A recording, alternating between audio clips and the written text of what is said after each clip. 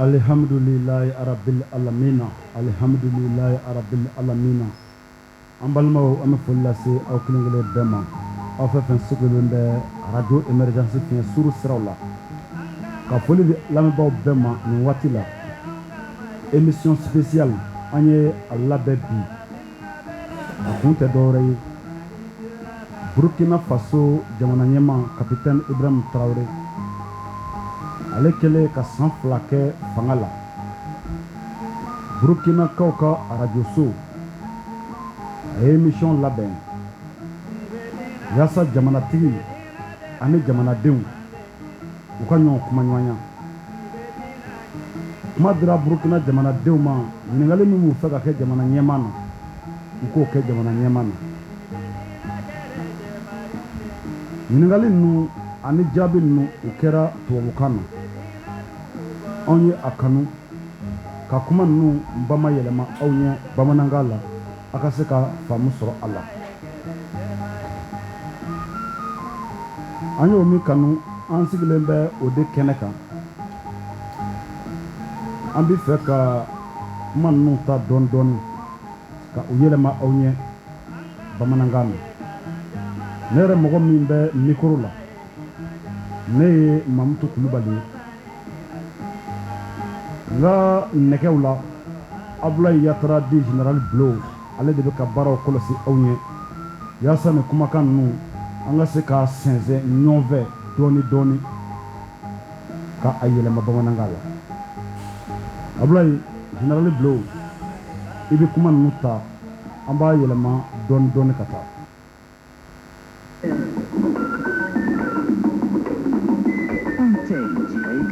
Le président du Faso parle au Burkinabé. Antenne directe, le rendez-vous mensuel de la rédaction.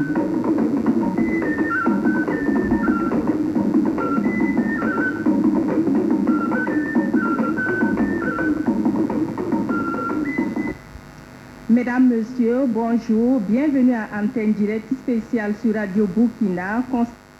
Cɛ ani muso ka aw bɛɛ fo aw ni wula aw bisimila rendez-vous kɛnɛ kan antenne directe Burkina président ani jamanadenw ni ɲɔgɔn cɛ. Consacré au grand oral du président du Faso, le capitaine. Nin kuma in a ɲɛ bɛna sin min ma kɛrɛnkɛrɛnnenya la o ye kumaɲɔgɔnya Burkina Faso jamana ɲɛmaa ani a yɛrɛ ka dugudenw ni ɲɔgɔn cɛ. Capitaine Ibrahim Traoré à l'occasion. N'o ye capitaine Ibrahim Traoré a ye san 2 kɛ fanga la o san kunbɛn o hukumu kɔnɔ baara in bɛ ka kɛ. À l'occasion de l'an 2 de la transition, la RTB Radio vous permet d'interagir. RTB Radio Burkina Faso Radio a bɛna yamaruya di aw ma aw ni aw ka jamana ɲɛmaa ka se ka kuma. Avec le chef de l'État pendant environ 1 heure d'horloge sur des questions d'actualité, de défense.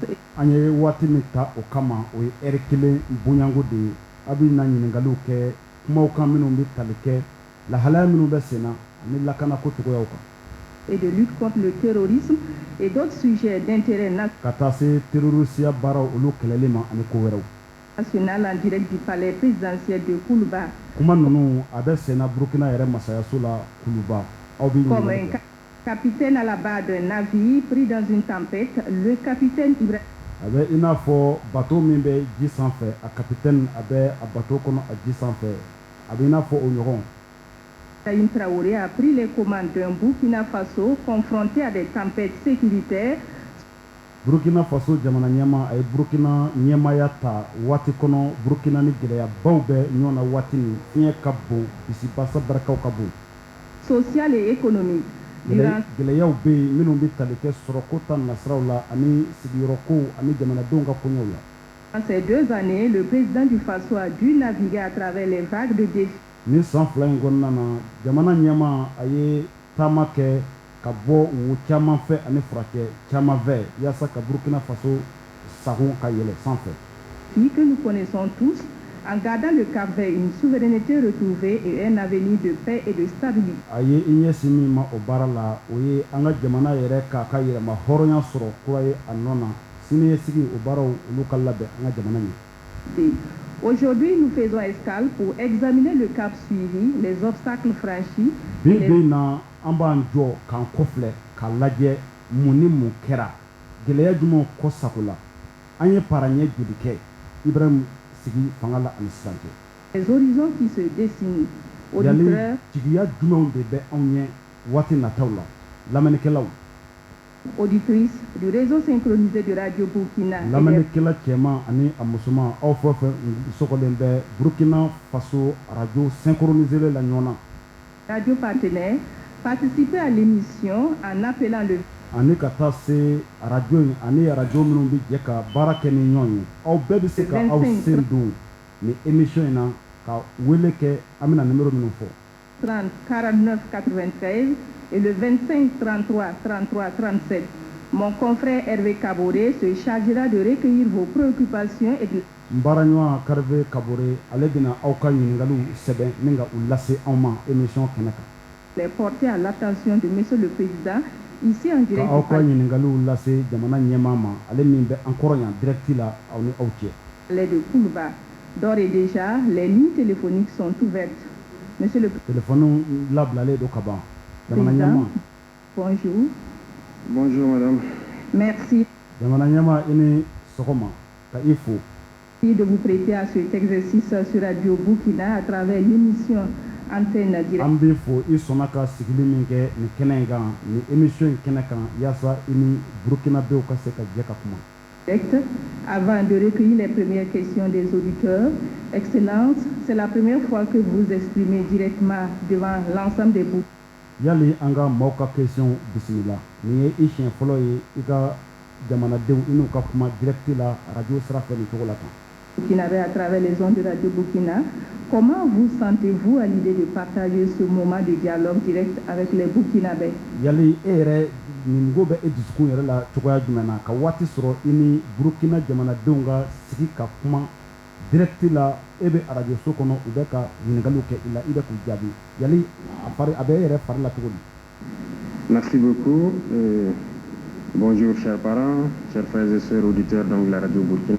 N bɛ aw fo kosɛbɛ aw bɛɛ ni wula n balimaw ani i somɔgɔw radio Burkina lamɛnbaaw n bɛ aw bɛɛ fo. Merci madame pour cette occasion qui nous est encore donnée. Madame n bɛ i fana fo ka ni gɛrɛsɛgɛ in di anw ma an ka se ka kuma nin cogo la. Pouvoir communier directement avec donc, le peuple. Yaasa ani jamanadenw ka se ka kuma ni ɲɔgɔn ye direct la nin cogo la. Donc je pense que c'est un réel plaisir et c'est aussi un moment pour moi de pouvoir comprendre aujourd'hui à l'étape où nous sommes. Ne hakili la nin ye nisɔndiyaba de ye ne bolo wa nin ye waati ye ne bolo fana waati min n bɛna se ka kuma ni jamanadenw ni ɲɔgɔn cɛ directement. L'inspiration actuelle donc du peuple à travers donc vos antennes et de pouvoir o bɛna kɛ sababu ye n ka se ka bɔ jamanadenw ka haminanko kalama aw ka antenne sira fɛ. réajuster notre programme si on peut le dire ainsi. Ani fana an kɛn bɛ ka mara boloda cogo min a bɛ kɛ sababu ye ni an kan ka lakilenni min kɛ o la an ka se k'o baara boloda. Donc je dis que c'est un grand moment de plaisir et merci encore pour cette opportunité. O kuma n b'a fɔ ko nin ye nisɔndiyaba de ye anw bolo wa n bɛ aw fo a ye nin gɛrɛsɛgɛ min di yan. Merci, Monsieur le Président, pour Jamana ɲɛmaa an b'i fo kosɛbɛ ces premiers mots. i ka o kuma fɔlɔ ninnu na. Nous allons à présent aborder le premier axe de notre échange Sisan an ka kuma bɛna boli yɔrɔ fɔlɔ min kan an bɛna o daminɛ. consacré à l'actualité. Déjà, les premières questions des auditeurs commencent à tomber sur le... Ni o ɲɛ bɛna sin lahalaya minnu bɛ jamana kɔnɔ nin waati in na an yɛrɛ bɛ yɔrɔ min na sisan maa fɔlɔw commencera ka u ka ɲininkaliw kɛ. Le 25 30 49 93 et le 25 33 33 30. A bɛ se ka wele kɛ numéro minnu na olu de ye nin. Nous accueillons Hervé Kaboré qui va nous livrer ses premières questions. Merci. Hervé Kaboré an bɛna ale bisimila ɲininkaliw minnu kɛra a bɛna o ɲininkali fɔlɔw lase an ma. Merci Chantal Nikema, Excellence Monsieur le Président.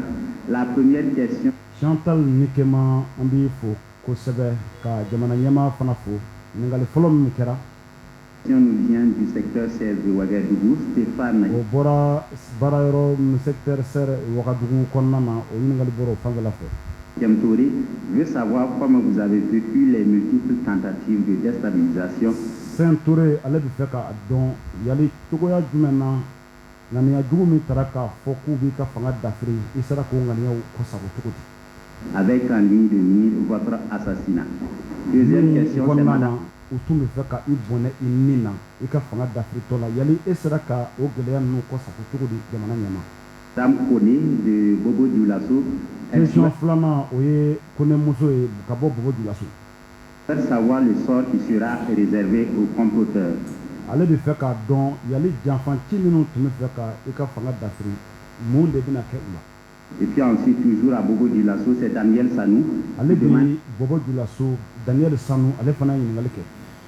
Est-ce qu'un mandat d'arrêt a été lancé contre les déstabilisateurs et leurs... a ko jamana dafirila ninnu yali mandat d'arrêt dɔ bilala u contrôle la k'a fɔ u mana sɔrɔ diɲɛ jamana o jamana kan u ka minɛ kana jɔ kiri ɲɛkɔrɔ yali o kɛra wa minnu tun bɛ fɛ ka fanga dafiri. Et Eugène Kambiré de Bathie dans le nom. Eugène Kambiré Bathie ale fana ye ɲininkali kɛ. Voudrait savoir ce qui s'est réellement passé à Barsalgo. C'est aussi la question de Suleiman Ouida. A ko ale bɛ fɛ k'a dɔn Barsalgo Burkina Faso dugu min bɛ yen ni terroriste taara jamakuluba fa ye mun yɛrɛ de kɛra yɔrɔ in na mun de kɛra mun nana n'a ye. Drago à Kaya dans le centre nord Salifou. Maa dɔ fana bɛ Kaya ale fana ye ɲininkali kɛ. Sanou de Bobo Dioulasso. Et puis la dernière question c'est Jean Ilboudo de Ouagadougou. ɲininkali laban o kɛra Jean Ilboudo Ouagadougoukaw olu fɛ yen. Je voudrais avoir votre réaction sur le discours d'orientation politique de feu capitaine Thomas Sankara. Ale bɛ fɛ ka i ka hakilila faamu Thomas Sankara ye kuma min fɔ politiki ko taasira la ka kungilenna minnu jira yali e ka fɛla ye jumɛn ye Thomas Sankara ka o discours in kan. Sankara en pleine célébration des journées nationales d'engagement patriotique et de participation citoyenne. O yɛrɛ kɛra waati kɔnɔ waati min kɛrɛnkɛrɛnla ka ɲɛsin fasoden ɲumanya baaraw olu yakubayali kɔkɔrɔ doli ma Burkina Faso. Quelle importance revêt pour vous le DOP quand on constate que son contenu est toujours d'actualité? Merci. DOP yali discours a kɔnɔna kuma e yɛrɛ ka faamu ye jumɛn ye la sabu n'i y'a ta k'a lajɛ kuma minnu fɔra ale bi o kumaw o lahalaw de bɛ yen.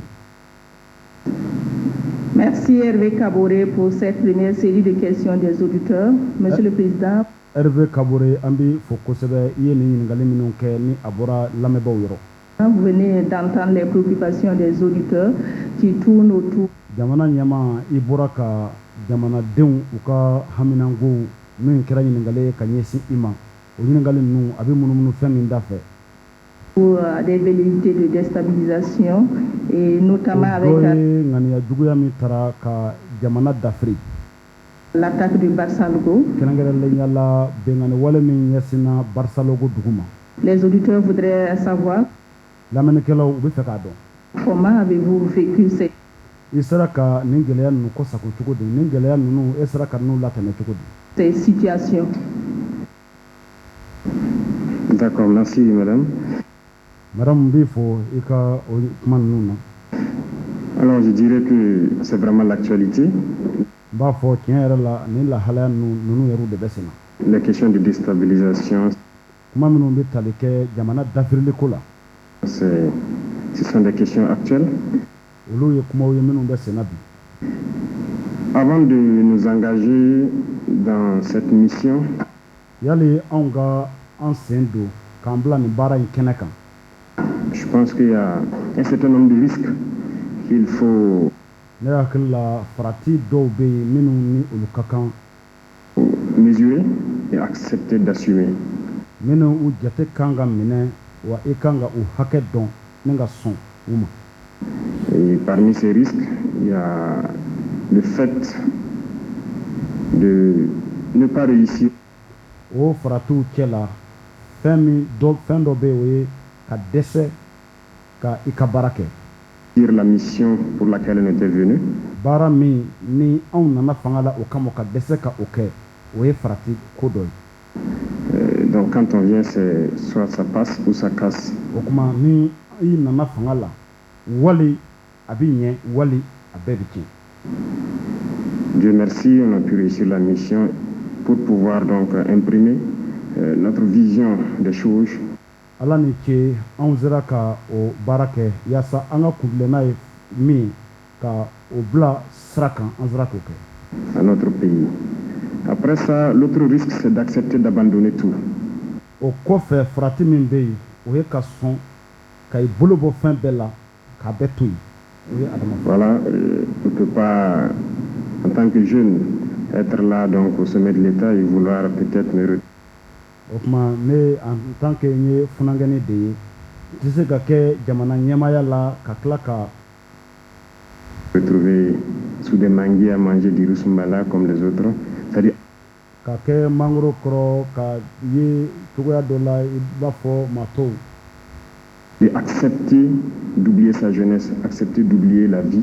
N'i bɛ ni fanga la fo i ka sɔn ka ɲinɛ i ka denmisɛnya kɔ i ka sɔn ka ɲinɛ ɲɛnɛmaya yɛrɛ kɔ. Se consacrer entièrement à la patrie. Ni nka i ɲɛsin i ka jamana baarali ma a dafalen. Un des risques, c'est cette situation que nous vivons. Farati dɔ ye min ye o ye an bɛ lahalaya min kɔnɔ nin waati la. Déstabilisation, parce que si vous voulez redresser la barque d'un tel pays, force. Ni o dɔ ye jamana fanga dafirili ye sabula ni i bɛ fɛ ka jamana bila kuntilenna kuraw kan diyagoya don maa dɔw. Vous êtes obligé de sévir. Et en sévissant pour redresser, vous créez des ennemis internes. I bɛ wajibiya ka dekun sɔrɔ wa i b'a fɔ k'i bɛ jamana dilanli min kɛ o bɛ kɛ sababu ye ka jugu dɔw dilan i yɛrɛ la. Interne et externe. O jugu a dɔw bɛ jamana kɔnɔna na jamana kɔ ka fana i bɛ jugu sɔrɔ i yɛrɛ la fana. Il faut donc s'attendre à ces situations de déstabilisation, d'assassinat et de tout.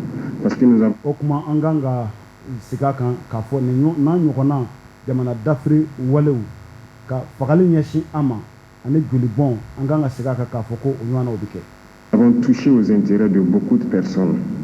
Sabu maa caman bɛ yen olu ka nafasɔrɔ siraw an magar'u la. Il y a donc une inégalité sociale, il y a de la corruption, il y a une mauvaise... O kuma an ka jamana kɔnɔna na mɔgɔw saraw danfaraba de bɛ mɔgɔw ka sɔrɔw ni ɲɔgɔn cɛ. Yuruguyurugu bɛ yen fɛn caman wɛrɛw bɛ yen minnu ni olu tɛ fɛn bɛndaw ye. De la chose publique, si nous essayons de vouloir redresser tout ça, jamana nafolo tiɲɛni o baaraw olu fana bɛ yen. Ɔ ni an ko ko an bɛ dan sigi o bɛɛ la diyagoya don maa dɔw a tɛna diya olu ɲɛ. On va toucher aux intérêts individuels de certaines personnes. Ces personnes... an bɛna tɛngun mɔgɔ dɔw ka sɔrɔ la mɔgɔ dɔw yɛrɛ kelen ka sɔrɔ u ka nafa an bɛna dankari o la. Très souvent sont riches, ont de l'argent, utilisent cela pour manipuler souvent des personnes. O mɔgɔ ninnu caman bɛ yen nafolotigiw de don wari bɛ u kun u b'o wari de labaara yaasa ka jamanaden dɔw kuma yɛlɛma. Plus pauvres qu'elles, pour nous les mettre à dos en fait. Ça c'est... jamanaden minnu bɛ yen ni olu ka sɔrɔ ka dɔgɔ u b'olu kuma yɛlɛma yaasa ka olu ni mɔgɔ tɔw fɔ ɲɔgɔn kɔ k'olu ko don jamana yɛrɛ ma. À l'interne, et ces mêmes personnes n'hésitent pas à coaliser donc avec les forces impérialistes. Wa o ye jamana kɔnɔna ye o kɔfɛ maa dɔw bɛ olu tɛ se ka fiyewu u ni jamana kɔkannamaw u b'u bolo di ɲɔgɔn ma minnu ni olu ka laɲini ye ka jɔnya sigi an ka jamana kan u b'u bolo di ɲɔgɔn ma ka tiɲɛni kɛ jamana kɔnɔna na. Qui passent leur temps donc à nous endeuiller, à nous appauvrir. O jamana kɔkanma ninnu olu b'u ka waati bɛɛ tɛmɛ fɛn min na o ye ka se ka an ka jamana fantanya k'an ka jamana bila fantanya kɔnɔna na. L'autre point, ce sont ces forces extérieures-là. Il y a beaucoup de pays aujourd'hui qu'on a sous le dos et on n'a pas le choix, il faut le faire. Voilà, si nous... O kɔkan jamana ninnu i b'a ye jamana caman bɛ yen minnu ni olu bɛ an ka jamana kɔkan bi bi in na u bɛ an contre la u b'an juguya la.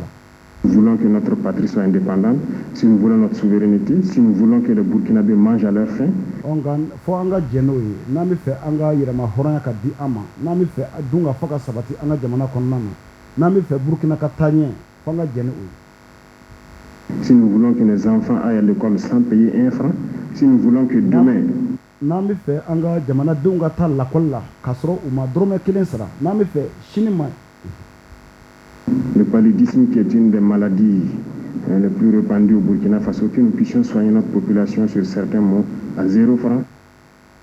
sumaya bana o min ni o ye bana ye a carimɛ burukina kɔnɔna na ni an bɛ fɛ an ka se ka an denw furakɛ fu la an ka kɛnɛya ka se ka sabati an denw ye.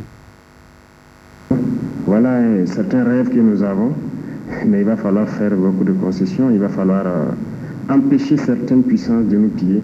Nin ye mirina dɔw de ye an bɛ fɛ ka minnu kɛ burukina kɔnɔna na nka yaasa nin mirina ninnu ka sabati fɛn dɔw bɛ yen fo an ka sɔn olu ma fɛn dɔw bɛ yen fo an ka jija jamana dɔw minnu bɛ fɛ k'an ka jamana bila jɔnya juru kɔnɔ an ka olu bali o baara la. Et ça crée beaucoup d'ennemis. Donc nous sommes préparés à ces situations, nous les vivons. Wa o baara in a bɛ jugu caman de bila an na nka an labɛnnen don ni lahala in kama. Comme normal en fait. Voilà, donc ça ne nous ébranle pas, ça ne nous fait pas peur. Nin ye fɛn ye min ti anw yuguyugu yɛrɛ wa a t'an lasiran yɛrɛ. Ça nous donne encore le courage d'avancer parce qu'à travers ces événements nous savons que la ligne. Nin bɛ cogoya di anw ma ka dusu don anw na an ka taaɲɛ hali bi sabu an b'a dɔn k'a fɔ nin ko ninnu kɔnɔna na. Une directrice que nous avons optée est la meilleure ligne pour notre patrie, pour notre peuple. Donc nous vivons la chose. Anw ye kuntilenna min ta o ye kuntilenna yɛrɛ hakika de ye min nafa bɛ an ka jamana denw kan min ni an ka jamana ka nafa b'a la. Comme ça, et les comploteurs, actuellement nous avons passé 2 années à sensibiliser, à parler, à mettre en garde. Les gens trouvaient qu'on mettait trop en garde, mais c'était nécessaire. A bɛ nin cogoya de la janfan ciw an ye waati jan de kɛ a bɛ san 2 bɔ an b'a la k'u lafaamuya an bɛ ka kuma u fɛ k'u ladɔnniya nka. Pour que les Burkinabés voient d'eux-mêmes jusqu'où certains Burkinabés peuvent aller contre la patrie. Nka u ye jamana dafiri min boloda ka ɲɛsin an ma kɔsa in na o de kɛra sababu ye yaasa jamana den dɔw ka se k'a faamu k'a fɔ burukinabe dɔw bi sɔn fɛn min ma u yɛrɛw ka jamana kama burukinabe dɔw bi sɔn ka min kɛ u yɛrɛw ka jamana ma jamanadenw ka se k'a ye. Si on s'était mis dès le début à sévir d'une certaine manière, c'est pas évident que vous-même vous allez nous comprendre. Vous allez peut-être dire bon. Kabini waati dɔ la ni anw kun ye a kɛ kɛcogoya dɔ la a tɛ ko aw yɛrɛ tun bɛna anw faamuya o aw tun bɛna fɔ ko a bɛ komi an bɛ ka fɛn dɔw de kɛ ni an yɛrɛ ye ten. Au bout d'un temps, il peut y avoir de l'incompréhension.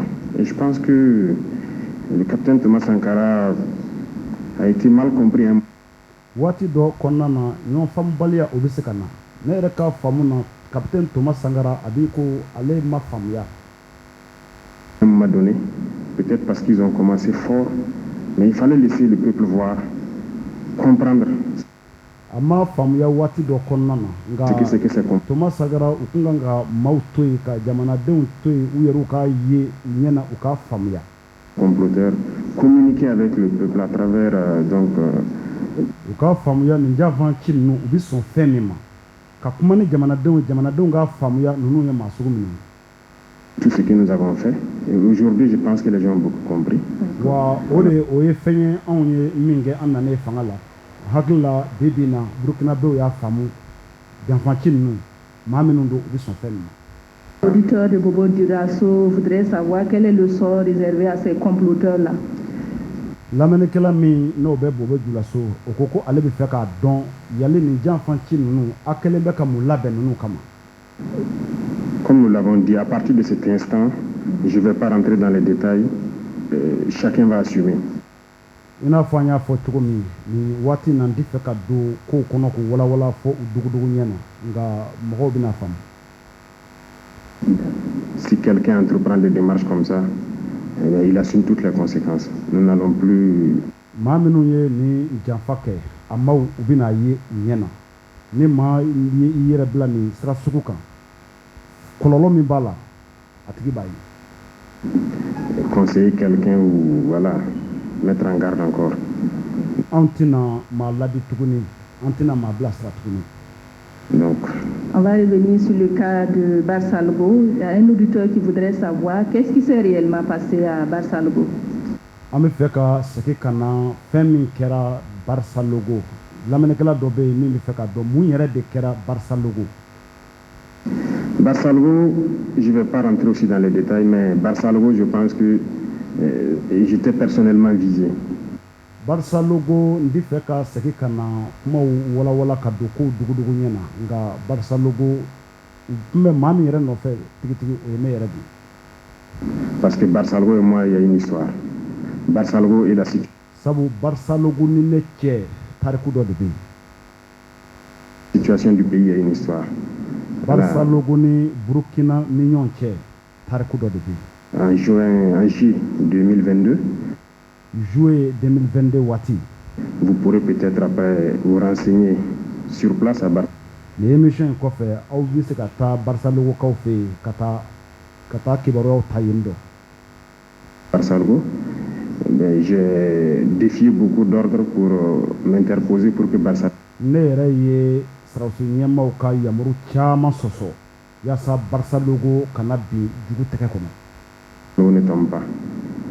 Donc j'ai sacrifié beaucoup de choses quand même à Barça logo. C'est le lieu pour moi de remercier beaucoup de gens qui nous ont soutenus. Donc Barça logo ne ye yɛrɛ di caman kɛ n ye n sɔnna ka don da caman fɛ o tuma nin ye waati ye n bolo n ka foli kɛ ka ɲɛsin maaw ma minnu ye dɛmɛ don an na Barça logo.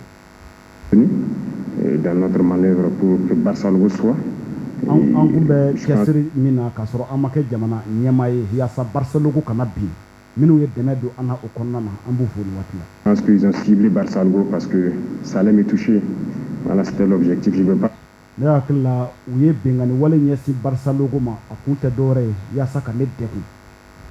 Pas rentrer dans certains détails, mais bon, peut-être qu'un jour nous aurons l'occasion d'en parler. D'accord. Nka n tɛ fɛ ka don ko dugudugu ɲɛ dɔw la nka hakili b'a la k'a fɔ don nataw la an bɛna digirigɛ sɔrɔ ka kuma a ko kan. Alors, votre réaction sur le discours d'orientation politique du feu capitaine Thomas Sankara, c'est une préoccupation des Champs Ilboudo. I ka fɛla ye jumɛn ye Thomas Sankara ala ma hinɛna na ale ye discours dɔ kɛ politiki bɛnna kun k'a ye kundilenna dɔw jira yali e ka fɛla ye jumɛn ye o la sabu lamɛnnikɛla dɔ y'a ɲininkali kɛ. Oui, c'est vrai. Nous avons d'ailleurs choisi la date du 2 octobre pour le lancement des journées patriotiques, d'engagement patriotique. C'est justement pour corroborer avec. Tiɲɛ don an ye nin journée ni o ye an ye nin journée an ye nin sugandi ka a kɛ engagement patriotique don ye o ye farifoni min bɛ jamanadenw ka faso kanu an ye o don kɛrɛnkɛrɛnlen kɛ nin don ye a kun tɛ dɔwɛrɛ ye. Le DOP, parce que ce discours c'est un référentiel et je pense que certains pays loin de notre sous-région ont utilisé ce référentiel pour se développer. Sabula an ye nin discours in don ani an ka journée patriotique an ye a damakɛɲɛ ni ɲɔgɔn ye sabu jamana dɔw discours in yɛrɛ kundilenna de don tamasiyɛn de don jamana dɔw yɛrɛ bɛ an dafɛla la minnu ye discours in kɔnɔ kumaw ta ka baara kɛ n'a ye. Et ils nous le font comprendre parce qu'ils ont puisé beaucoup de choses de ce discours-là. Olu ye baara kɛ ni discours in ye yaasa k'u ka jamana lataga ɲɛ o kuma u ye cikan de lase aw ma sabu u ye fɛnw sɔrɔ discours in kɔnɔ min ni a nafa ka bon. C'est d'actualité, nous nous en inspirons et nous adaptons. Wa discours in hali bi a kumana lahalaya minnu kan o lahalaya kelenw de bɛ yen wa an b'a la ka an yɛrɛ dama kɛɲɛ ni a ye. Au contexte aussi. Voilà, parce que ce qui était peut-être, il y a certaines choses en son temps en 83. Wa a bɛ se ka kɛ 83 waati fɛn dɔw bɛ yen i b'a sɔrɔ olu tɛ nin waati la nka discours in a kɔnɔ kuma ani an bɛ lahalaya min kɔnɔ i b'a ye a caman bɛ yen olu bɛ tali kɛ ɲɔgɔn na. Qui ne peuvent plus se faire aujourd'hui, mais nous l'adaptons au fur et à mesure et comme on le disait Thomas Sankara. Fɛn dɔw bɛ yen a kɔnɔ o kun ye fɔlɔ ko de ye olu damakɛɲɛ tɛ ni sisan ye nka an bɛ a kow damakɛɲɛ ni ɲɔgɔn ye. Il a été trop en avance sur son temps et je pense que tout ça, ça fait qu'il n'a pas été compris. Thomas Sankara ale tun ka miirina yɔrɔ ka jan kojugu a tun bɛ fɛn ye a ka waati fɛn minnu ma se fɔlɔ ne hakili la o de kɛra sababu ye a ma faamuya mɔgɔw fɛ o waati. Il n'a pas été compris parce qu'il voyait des choses que les autres n'avaient pas la possibilité de voir. Sa vision. A ma se ka faamu sabu a tun bɛ fɛnw ye cogoya kun tɛ maa tɔw bolo ka fɛn min ye o waati. Était beaucoup plus en avance. A ka yeta tun bɛ ɲɛfɛ kojugu. Aujourd'hui, on se rend compte. Nka bi bi in na an bɛɛ nan'a ye k'a fɔ. Qu'on aurait dû On aurait dû, chaque fois ce sont des questions comme ça. An y'a ye k'a fɔ an kun kan ka a lamɛn a kun kan ka lamɛn a waati o kuma bɛɛ an b'a fɔ a kun ka kan ka kɛ nin kan ka kɛ. On se pose, est-ce qu'on n'aurait pas dû, est-ce que les gens n'auraient pas dû, mais bon, c'est déjà passé. Mɔgɔw bi o nimisa kumaw fɔ nka i b'a sɔrɔ a tɛmɛna o ko taara ka dan kɛ. Mais je pense que c'est un discours d'actualité, c'est la même vision. Ne hakili la a discours in hali bi a lahalaw bɛ yen wa a kuntilenna ani anw ka kuntilenna. Pour une souveraineté totale de notre pays. O de ye an ka jamana k'a ka yɛrɛma hɔrɔnya dafalen sɔrɔ. Il faut qu'on s'inscrive dans cette lancée. A ka kan an k'an ka baaraw bila o kuntilenna de sira kan. Merci. Madame, Monsieur, vous suivez Antenne Directe spéciale. Aw bɛ antenne direct a bɛ ka lamɛnni kɛ min kɛrɛnkɛrɛnla ka ɲɛsin capitaine Ibrahim Traoré Burkina Faso jamana ɲɛma a kɛlen ka san 2 kɛ fanga la o kuma kɛnɛ sigira ani Burkinakaw ka se ka kuma. Avec le président du Faso en direct du palais de Koulouba sur Radio Burkina. Vous pouvez interagir avec le président du Faso en appelant le 25. Ni waati a bɛ Burkina Faso u ka radio so yɛrɛ de sanfɛ émission a bɛ ka kɛ palais de Koulouba kɔnɔna na Burkinakaw olu fɛ yen bɛɛ bɛ se ka weleli kɛ i n'a fɔ muso bɛ ka yira cogoya min na. 30 49 93 et le 25 33 33 37. Monsieur le Président, nous allons maintenant nous pencher sur un sujet crucial, la sécurité et la défense. Et pour cela, nous retrouvons... Jamana ɲɛma sisan an bɛna an ɲɛsin ɲininkalimaw fɛn minnu ni olu bɛ maaw ni kan kosɛbɛ n'o bɛ tali kɛ lakanako ani sɔrɔdasiw ka koɲɛ na. De nouveau, Hervé Kaboré, pour nous relayer les questions et préoccupations. An bɛ Hervé Kaboré an b'a bisimila yali a kana ɲɛfɔli kɛ an ye lamɛnnikɛlaw ye ɲininkali minnu kɛ a la lakanako ta nasira kan ani sɔrɔdasiw ka koɲɛ na. Des auditeurs. Hervé Kaboré n'est pas disponible. Hervé Kaboré allez mal la fɔlɔ. Monsieur le Président. Oui. Alors, avant que Hervé Kaboré nous retrouve, je voudrais savoir... Jamana ɲɛma yali ani Hervé Kaboré ka ɲɔgɔn sɔrɔ ne bɛ fɛ k'a dɔn. Quel est le moral des troupes avec ces velléités de déstabiliser? Yali an ka jamana sɔrɔdasiw u ka farifoni a bɛ cogoya jumɛn na ka sabu ŋaniya sinna an ka jamana ma k'u bi jamana dafiri o ni sisan cɛ an ka jamana sɔrɔdasiw u ka farifoni a bɛ cogoya jumɛn na. Je dirais que le moral des troupes est au beau fixe parce que s'engager pour défendre la patrie. N bɛ se k'a fɔ an ka jamana sɔrɔdasiw u fari faninen bɛ kosɛbɛ nin waati la sabu ka layidu ta k'a fɔ i bɛ jamana lafasa. Vous savez, quand on est militaire et que il y a un autre état d'esprit i b'a dɔn ni i kɛra sɔrɔdasi ye hakili wɛrɛ de bɛ i la. Naturel qui est là au sein de l'armée.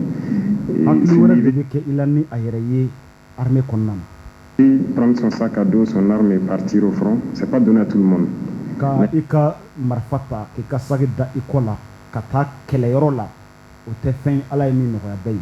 Mais généralement dans la tête du militaire quand il part c'est avec fierté qu'il part. A ka can na ni militaire bɛ ka taa kɛlɛyɔrɔ la a sewale de bɛ taa. Il sait ce qui peut arriver mais c'est avec fierté qu'il part. A b'a dɔn fɛn min bɛ se k'a sɔrɔ nka o n'a ta bɛɛ a lawasalen de bɛ taa kɛlɛyɔrɔ la. Aujourd'hui avec ce que nous avons mis en place, ce que nous essayons de faire comme effort. Bi bi na an ye fɛn min bila sen kan an n'an bɛ ka min kɛ i n'a fɔ cɛsiri.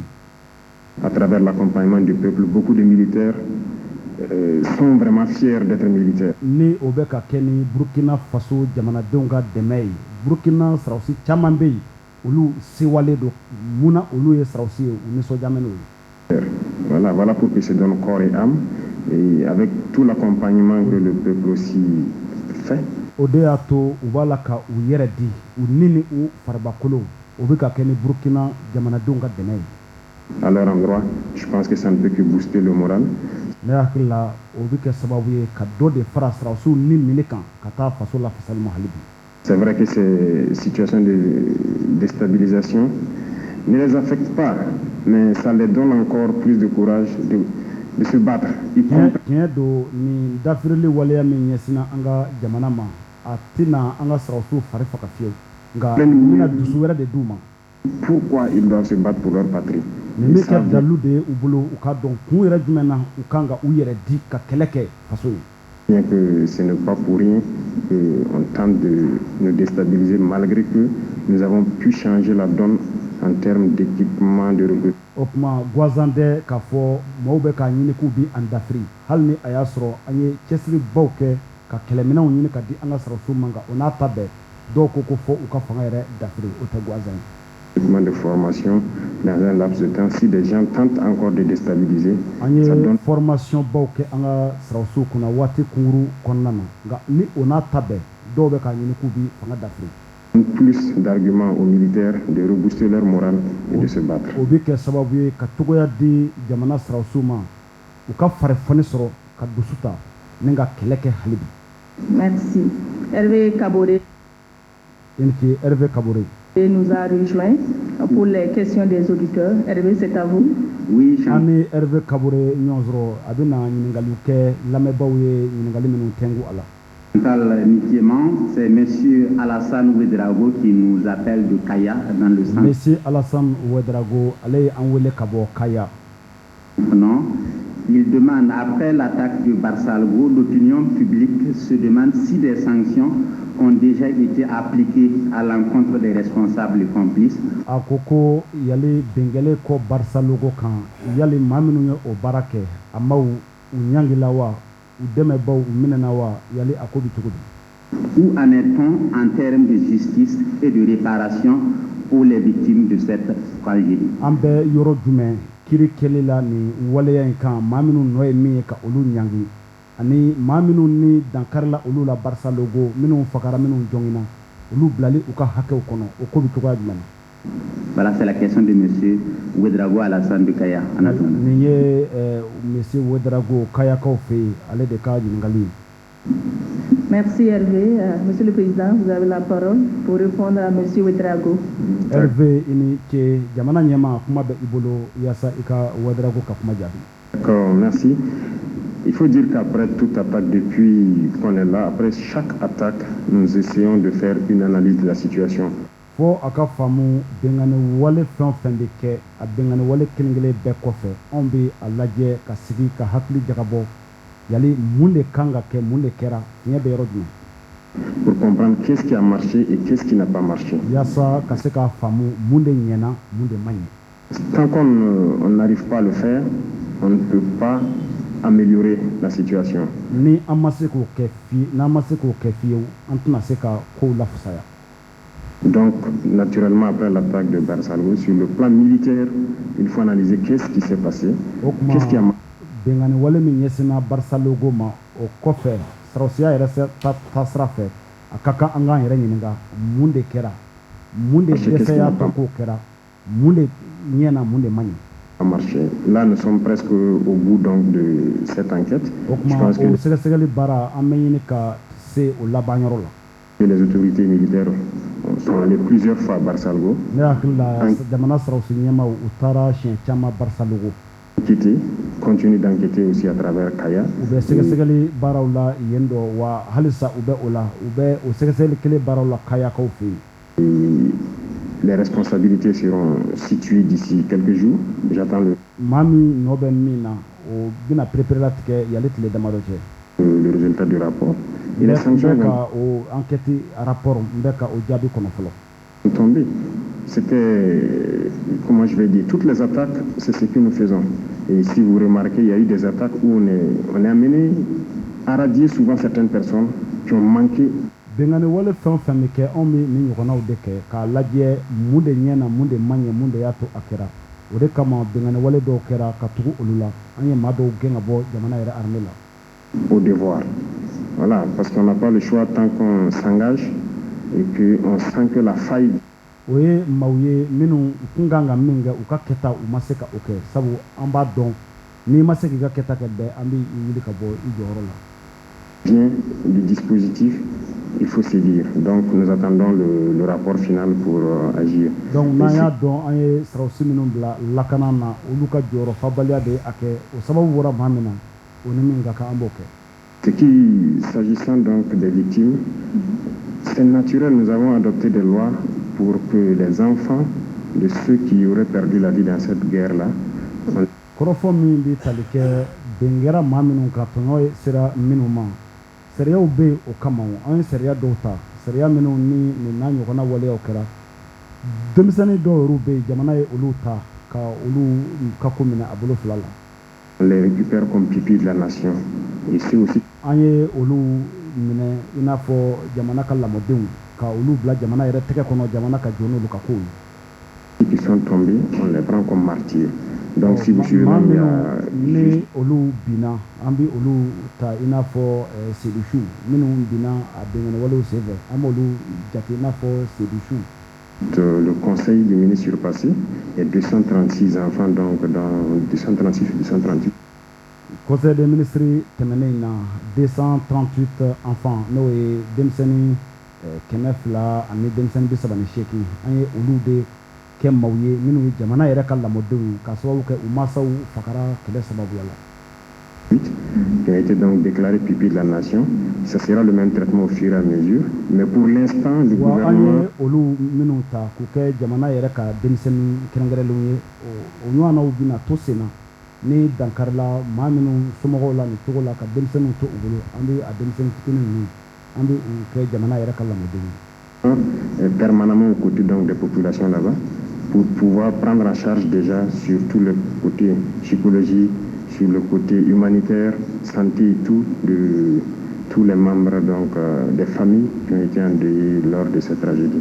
O bɛngane wale min kɛra Barça logo kaw fɛ ani Kaya gouvernement ka maaw bɛ mɔgɔw kɛrɛfɛ hali bi dugudenw ka u bilasira ka kuma ni u ye k'u n'u hakili jira ɲɔgɔn na fɛn o fɛn bɛ yen ni u n'o ka kan min bɛ se ka kɛ fɛn ɲuman y'u ka ɲɛnamaya ma o labɛn olu bɛɛ bɛ sen na gouvernement bɛ ka o baaraw kɛ.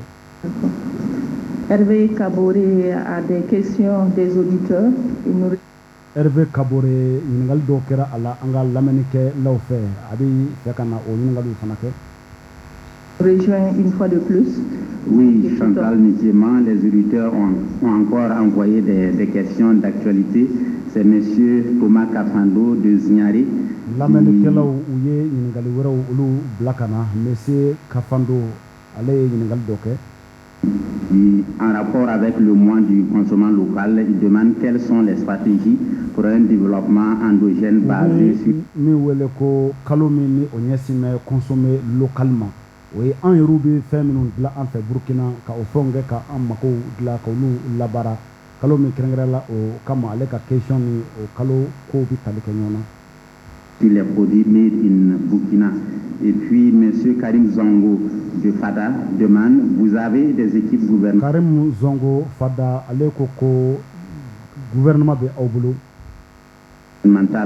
Qui rencontre actuellement les leaders coutumiers. Quelles sont vos attentes? Mene la dala maw olu be ka ɲɔgɔn ye ni waati la yali I jigi bɛ fɛn jumɛn kan? Merci Hervé pour ces deux questions. Monsieur le Président. Inite Hervé ni ɲininkali fila in na jamana ɲɛma. D'accord, merci beaucoup. Je vois que le mois de consommer local. Ne hakili la an ye kalo min kɛrɛnkɛrɛn ka ɲɛsin an yɛrɛw bɛ fɛn minnu dilan Burkina olu dunni ma ani olu labaarali ma. On l'a lancé. Et ça nous tient beaucoup à cœur. Si vous remarquez d'abord sur le plan. A kalo in an ye a bila sen kan wa a bɛ an dusukun na kosɛbɛ ni aw ye jateminɛw kɛ. Vestimentaire. Les premiers actes que nous avons eu à poser, on a fait une analyse d'un certain. N'a ye jateminɛw kɛ an b'a la ka fini minnu don nin waati la n'a ye o jateminɛ ko fɔlɔ minnu n'an ye olu bila sen kan olu bɛ tali kɛ fɛn minnu na. Un nombre de facteurs. D'abord, il faut promouvoir ce que nos artisans sont en train de mettre en œuvre. An ka jamana bolola baarakɛlaw bɛ ka fɛn minnu bila sen kan tiɲɛ don a ka kan an ka fɔlɔ ka barika don olu de la. C'est-à-dire le Faso d'Anfani, le Koko Donda, un certain nombre de... Faso d'Anfani, ani Koko Donda, oui, Burkina ka fɛn dɔw ye. D'articles vestimentaires qu'on a décidé de promouvoir. Fɛn caman bɛ yen minnu bɛ tali kɛ donfiniw na an ye hakilila ta ka barika don olu la. Ce qui nous a amené à un moment donné de réfléchir sur la question par exemple des touches, des enseignes.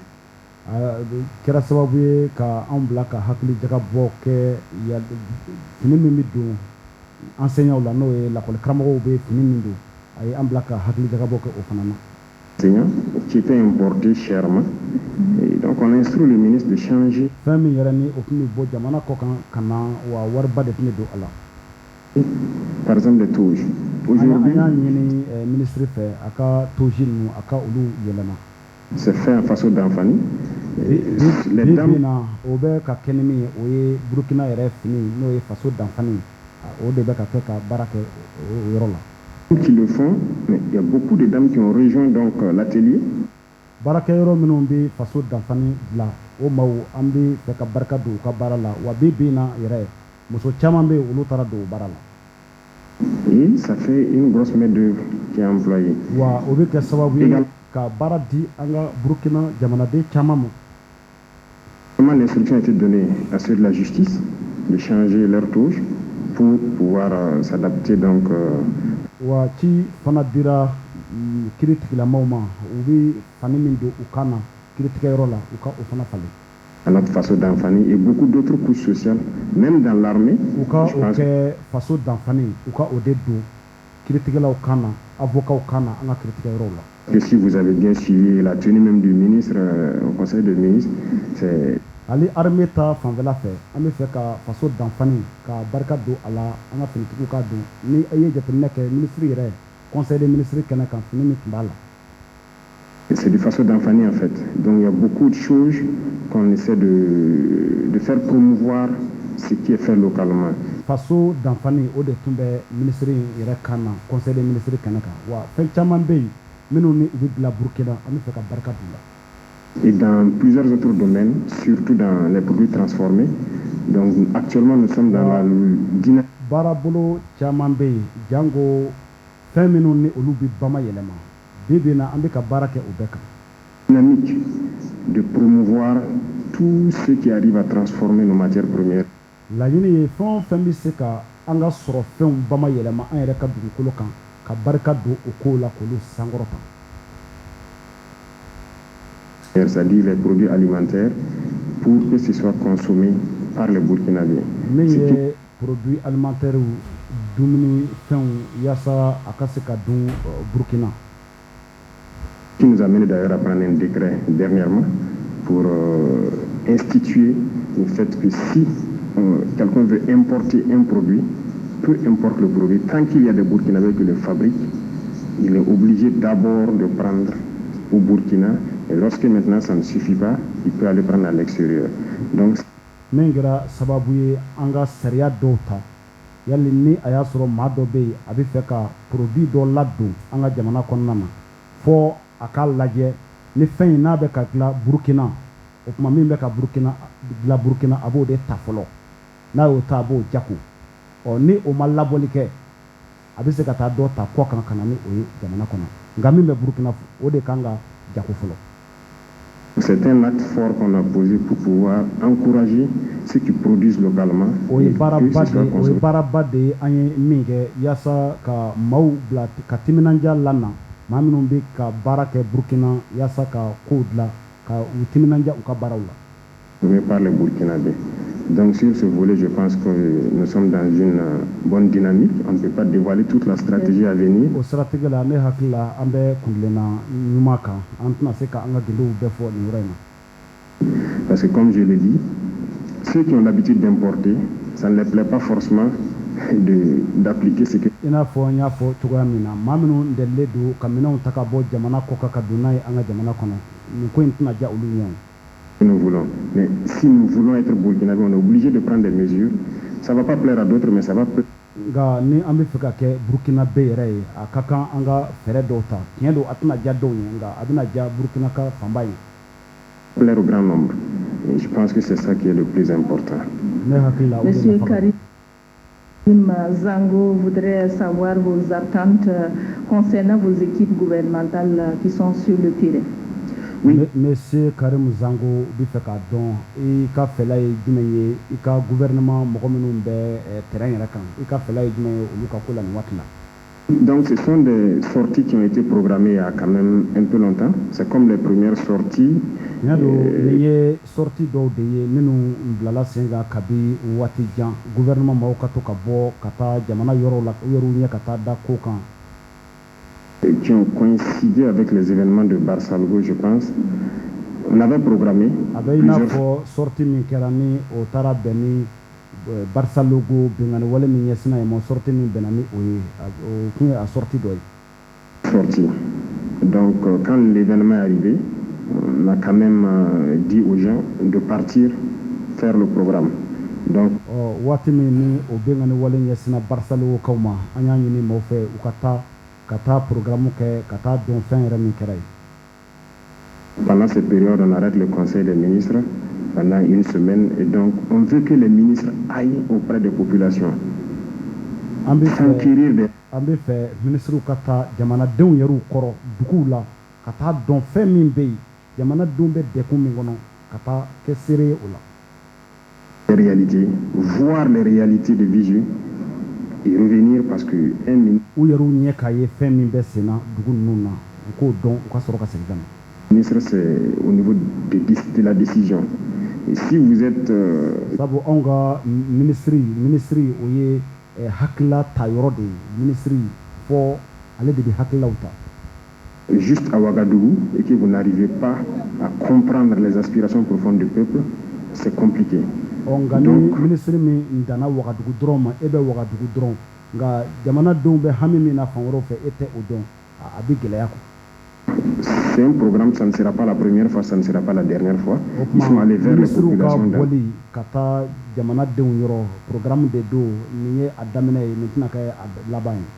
Dans toutes les régions, pour s'enquérir des vraies réalités, comprendre les difficultés.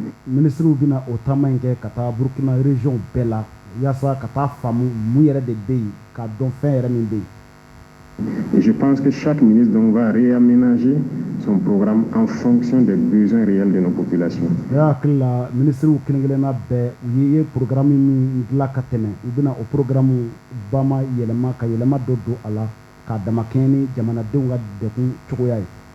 C'est le même état d'esprit qui nous a amené à aller vers les chefs coutumiers parce que nous voulons les remettre dans leur rôle.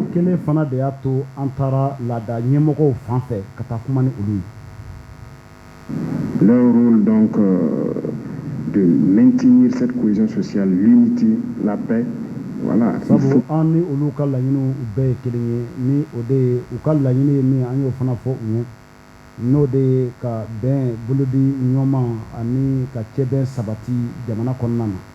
Pour qu'ils s'affirment, qu'ils arrivent à nous aider à éduquer la jeunesse. Donc c'est ça.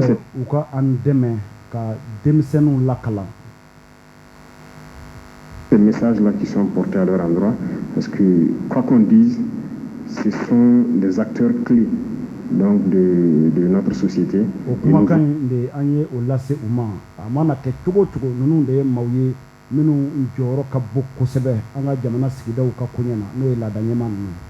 voulons les remettre dans leur rôle pour qu'ils puissent aider le Burkina Faso à revenir à ces valeurs, voilà, ancestrales qui sont des valeurs de paix.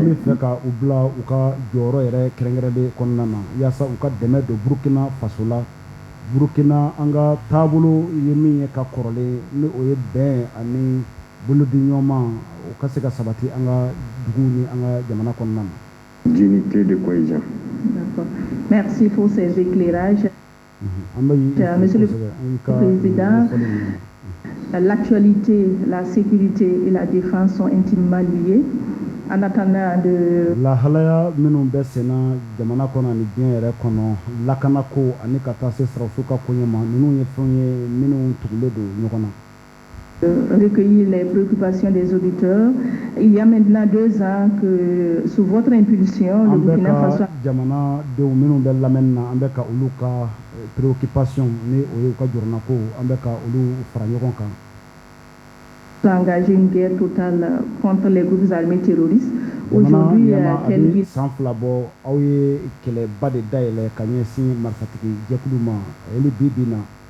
bilan faites-vous de la reconquête du territoire national?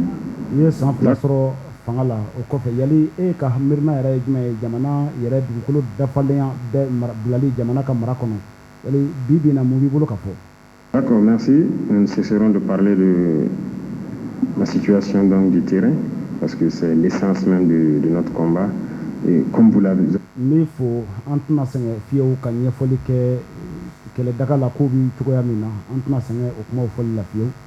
et puis le constater, je pense que dès qu'on a commencé nos actions, il y a eu un autre visage du terrorisme que les Burkinabés ont découvert.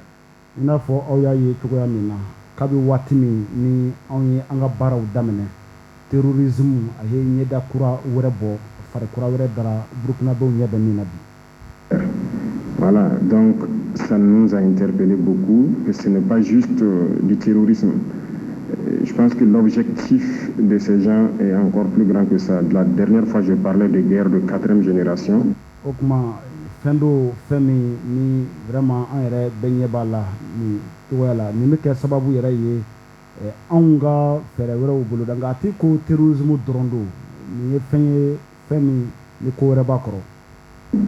Voilà, ils ont manipulé beaucoup de gens pour les mettre contre leurs frères.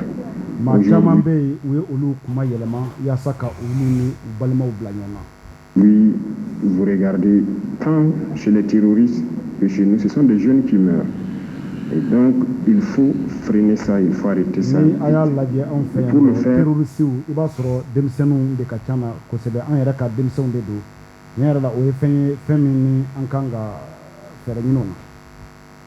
il fallait s'armer de courage, se former, recruter, parce que l'effectif...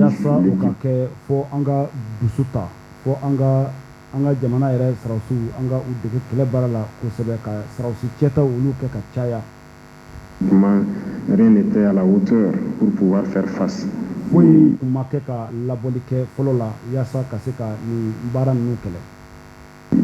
Je me souviens que les terroristes avaient dit que le 31 décembre 2022, ils allaient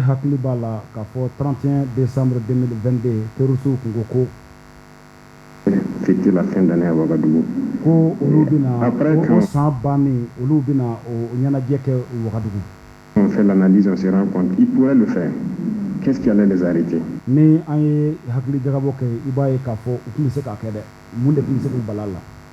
Je ne vois pas. Avec leur nombre qu'ils avaient, les cellules dormantes et tout.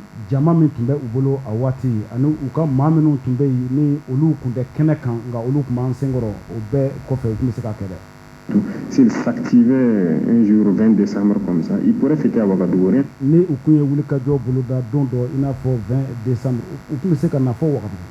ne pourrait les arrêter. À moins qu'on fasse appel encore à ces mêmes puissances qui les ont créées.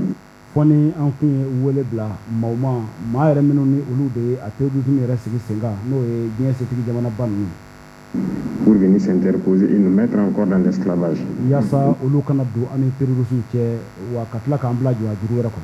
Donc, quand on a pris nos responsabilités, vous avez très vite vu.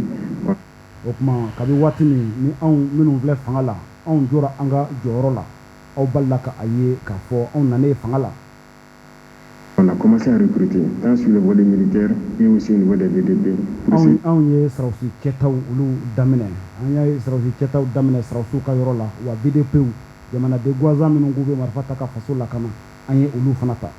De contenir la menace. Aujourd'hui, l'armée est beaucoup plus équipée qu'elle ne l'a jamais été.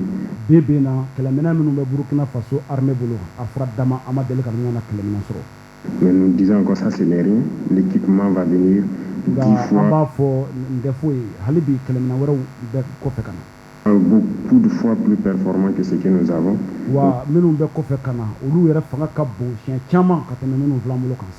Nous allons continuer à recruter pour avoir une armée forte.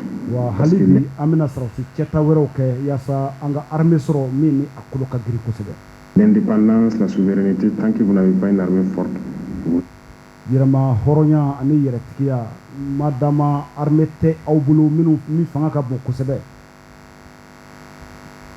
vous ne pouvez pas vous assumer.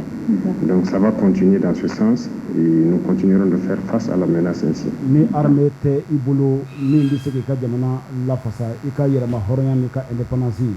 a tɛna se ka ɲɛ sɔrɔ cogo si nka an bɛ to cɛsiri la hali bi.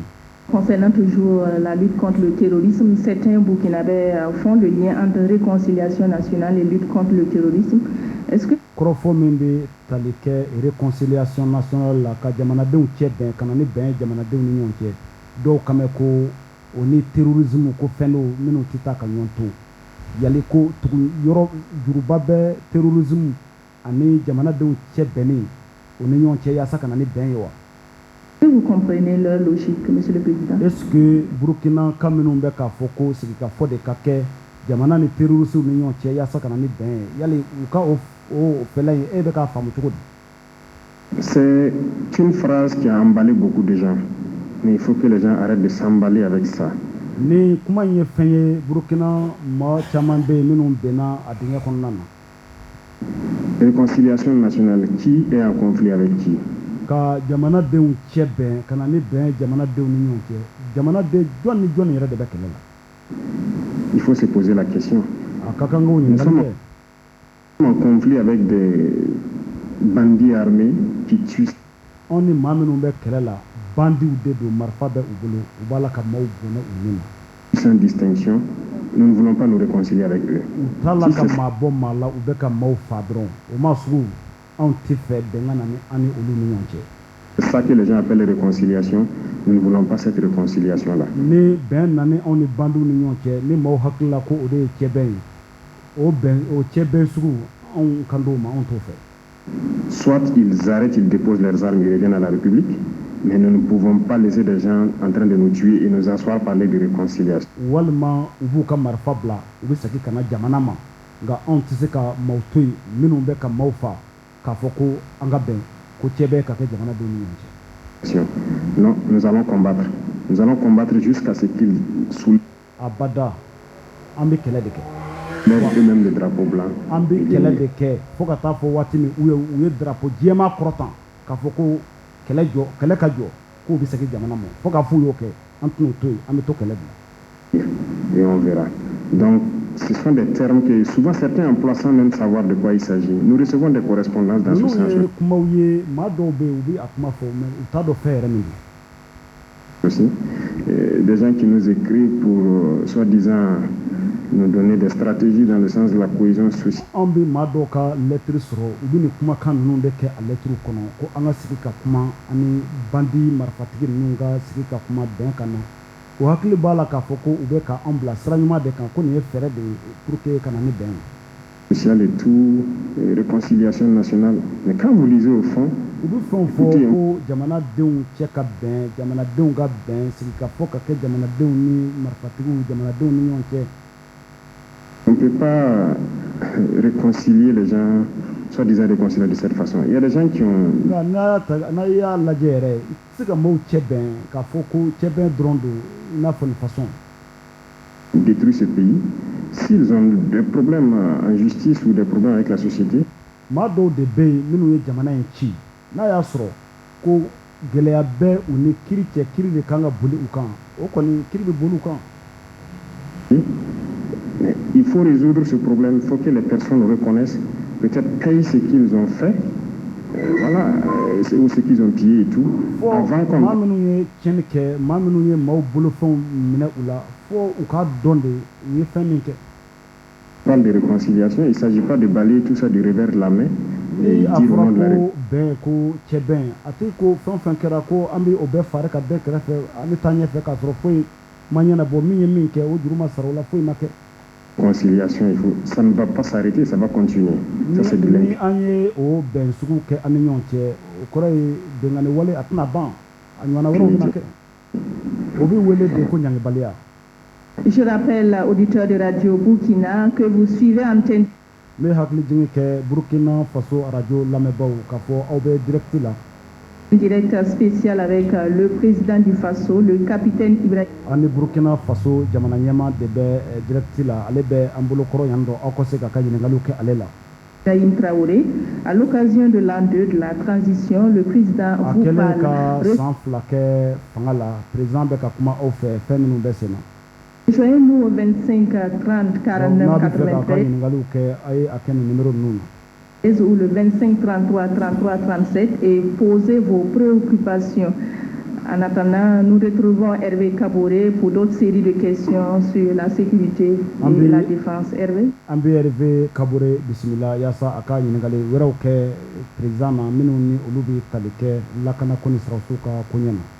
Kaboré. Oui, Chantal Nikema, Clément Guigende nous appelle de Chantal Bobo Dioulasso. Nikema, Clément, allez enwele, allez sigiro beneme Bobo Dioulasso. Il dit qu'il note en tout cas avec fierté la montée en puissance donc, de l'armée burkinabé et voudrait Ako Burkina Faso jamana srawsu wala ka fanga soro ka tafe don doni o efenye ale irashoni siginaminga. savoir si le président pouvait rassurer que les 30% restants seront Bi feka adon yali ni jamana nyama bi se ka fo yen ka fo Burkina Faso kene sarala bi saba nyogon reconquis en 2025. bi saba nyogon Burkina Faso dugukolo la mi ma soro ka bla Burkina fanga ka mara kono folo kene sarala bi saba nyogon est-ce que jamana nyama bi se ka ledu di yali 2025 konna na olu bi se ka soro ka bla Burkina fanga ka mara kono. Il salue les initiatives donc, présidentielles qui vont faire du pays un État émergent et il se demande que le conduit. Ube kundlena min kami uye hakla min mboloda abika folibe oya kosebe membena Burkina Faso ka yirwa sabati. Vous, à ceux qui pensent que vous devriez uniquement faire la guerre. Et Yali mado ka jatela au kanga kele drone ke yali ika fela ijme ola.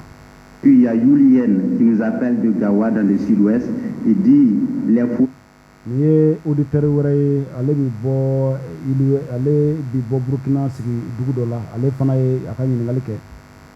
Forêt étant le nid des groupes armés terroristes, le gouvernement a-t-il prévu un plan d'équipement et de déploiement des eaux et forêts pour libérer Ako ngokonona non fleni olu ye yoro ye minu terroristu olu mara yoro do yale Burkina Faso fanga ye fere do boloda ya saka kelemena undi ozo feroma olu kaseka lakana sabati kungo ban no kono et consolider ces forêts.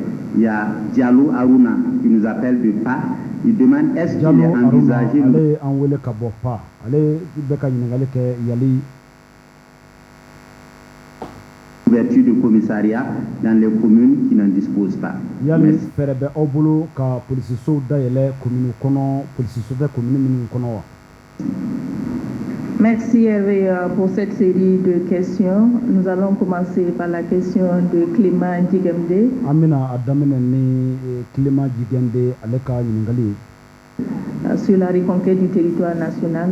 Burkina Faso dugu olu meneni kabla fanga ka mara konnana 70% ko ode be Burkina Faso ka fanga ka mara konnana 30% restant, la reconquête des 30%. 30% ode tura min te Burkina Faso fanga ka mara kono ko yali o 30% min tura o bise ka mine kabla fanga ka mara kono 2025 kono restant. Le souhait est que si demain on peut reconquérir les 30%, on le fait. Mais Ameme kanu na ya soro 30% min tura ale shini ni aya soro amise ka mine kabla jamana ka mara kono ambake. Toujours est-il que nous allons nous mettre à l'œuvre rapidement. Si vous constatez ces derniers temps, l'intensité des opérations a un peu baissé dû à la saison pluvieuse. Nga femi be angoni bina to bara de saka ngani a soro au kemeka jitineke doboro anga kele fangani abarka la ni wati la ka sababu ke jiba nami besena. La saison pluvieuse est en train de finir, donc les opérations vont se relancer.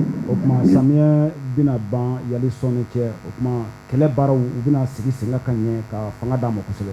Je disais à certains que le matériel que j'ai remis dernièrement aux forces Gume ka fo donye ka fo ne kele mina minu di kosaina anga sarasuma. Personne ne le voit sur le terrain d'abord. Donc, les gens s'entraînent très bien. Actuellement, ils sont prêts. Donc, dans quelques jours,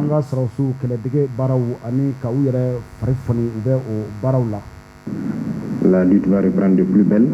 Et nous espérons aller très vite.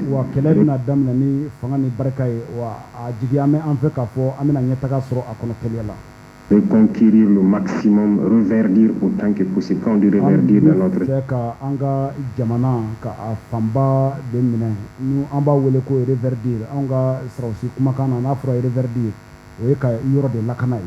Le jargon, ça veut dire avoir des espaces où les gens pourront faire leur tourisme, faire tout ce qu'ils veulent en toute liberté. Ka yoro bla senga yoro mi mawbi se ka tan ka seku ke ka u ka voyage u ka jako ko ke ka soro u be lakana konnam. Liberté, vraiment free, comme on le dit, sans crainte. Voilà, donc c'est ce que nous sommes en train de développer et ça se fait en temps. Donc on be o bara de la ka yoro lakana be ka se ka tika bara la ka ika voyage u ke ka ika ziara ke ka soro abada foi baga man nyesi ire ka nyina mayama. Tandem défense et sécurité parce que autant que les forces qui sont en première ligne évoluent. Oko abitani sra flade srawsu ani lakana sabati baw luka sra na fura srawsu ka sra we minu bi jamana yere kungo konno ni fona ani la sécurité o bitaleke police ani gendarme luka yoro bitaleke o bela.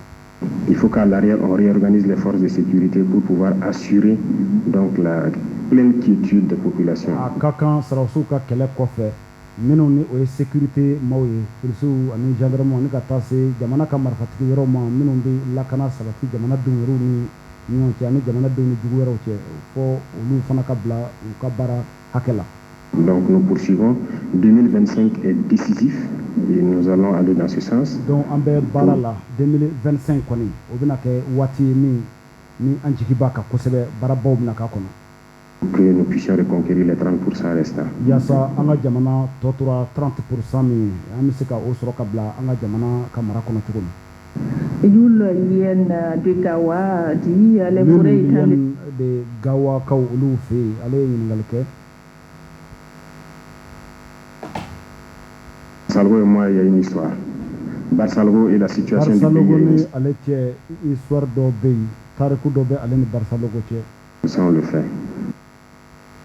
Mais toujours est-il que nous allons nous mettre à l'œuvre rapidement. Si vous constatez ces derniers temps,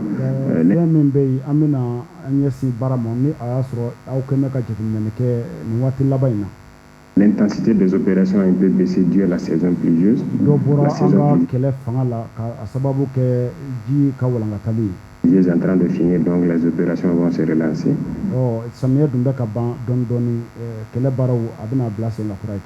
Je disais à certains que le matériel que j'ai remis dernièrement aux forces, personne ne le voit sur le terrain, et ça peut arriver.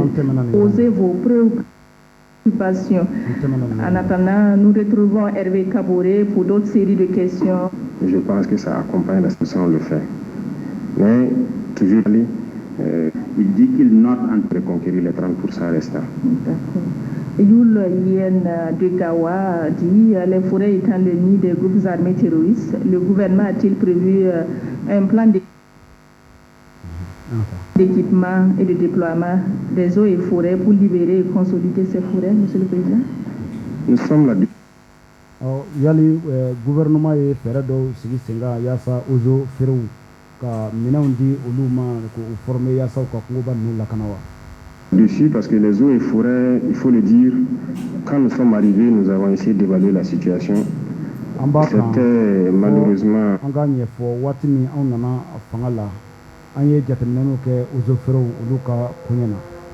un constat amer. Ils étaient là, dans leur poste. Comme je le disais, on pouvait trouver 10 agents des eaux et forêts dans un poste avec une...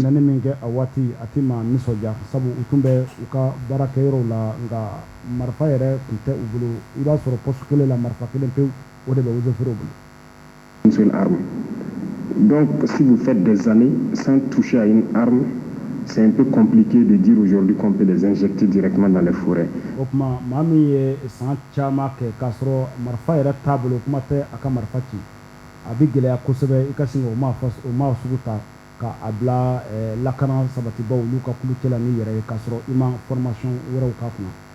Les forêts sont les champs de bataille donc des militaires actuellement.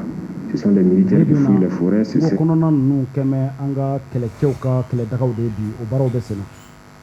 eux qui vont libérer les forêts avant d'installer les eaux et forêts pour la consolidation. Anga kɛlɛcɛw olu de bina forêt nu kungo kɔnɔna nu labila ka bɔ juguw bolo fɔlɔ yali an ka kungo kɔnɔna nu kalifa an ka eaux et forêts la.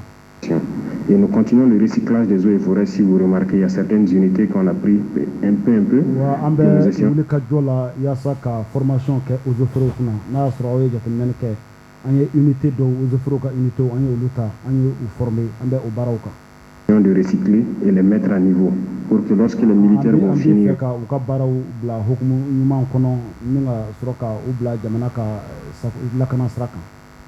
certaines portions, eux maintenant ils s'installent et ça a commencé. Il y a certaines forêts depuis l'intérieur qui ont été libérées par les militaires et les eaux et forêts qui ont été recyclées se sont réinstallées. Donc on les a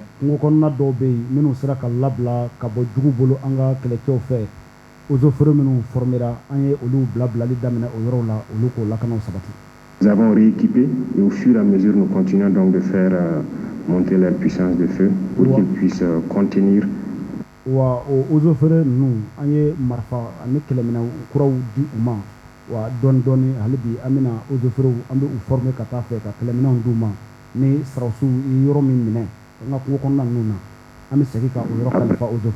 Après le passage donc des militaires. D'accord. Nous allons revenir sur le deuxième volet de questions de Clément Djigemde qui demande que répondez-vous à ceux qui Clément Djigemde aleka ningali flanana aleko ko yali président Eli Kadjabi Djumay. Pense que vous devriez vous consacrer uniquement à la guerre. Maminunga haklala ikanga iyeshi kledrondema. Bon, il y a des gens qui connaissent trop aussi. Je ne sais pas comment maintenant ils analysent la situation. Qu'est-ce qui a mené la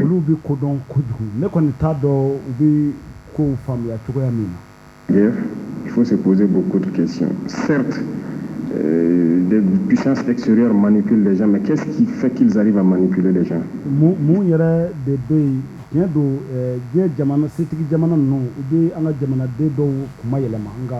Il faut se poser plusieurs questions et je pense que j'ai déjà parlé sur ces sujets-là. On ne peut pas faire la guerre aujourd'hui sans développer.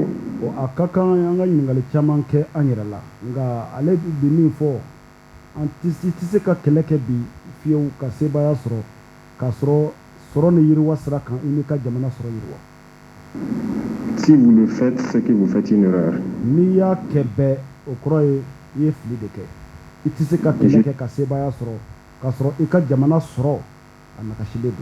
Je l'ai dit, si on se met uniquement guerre, on va tuer tous les jeunes du Burkina.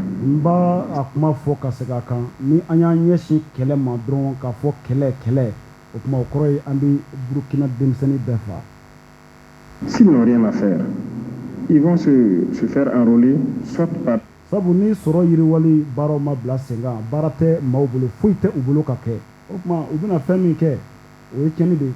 par ces individus qui viennent de l'extérieur là pour les vendre les fausses illusions.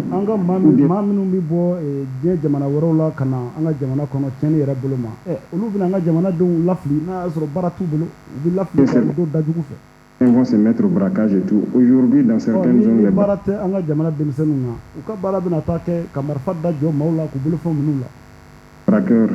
sont presque confondus aux terroristes.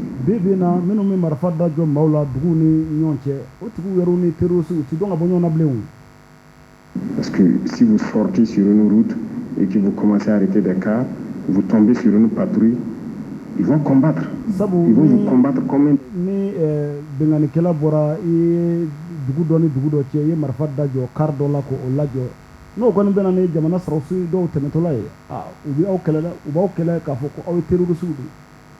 terroristes. Mais si les jeunes n'ont pas à travailler, ils vont se retrouver à faire quoi?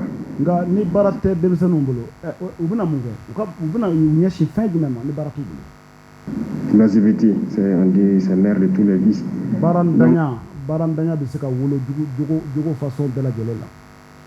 On ne peut pas faire la guerre sans développer. Il faut créer de l'emploi. Il faut occuper la jeunesse. Pour que certains qui avaient l'intention d'aller vers donc, des itinéraires pas commodes qu'ils puissent rester. Yasa dɔw minnu bɛ fɛ ka taa sira wɛrɛ kan u ka se ka segin ka na. Concentrer et travailler. Donc, ces gens qui disent qu'il faut juste la sécurité, je pense que soit ils sont pas de bonne foi ou bien ils ne comprennent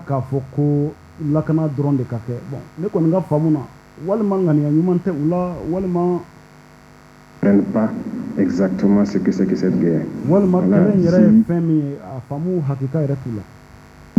Pourquoi les pays développés, il n'y a pas ce genre de guerre là-bas?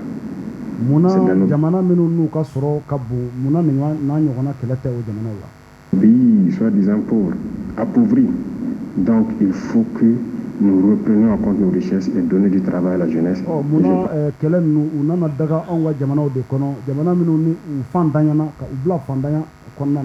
Parce que ça accompagne la sécurité.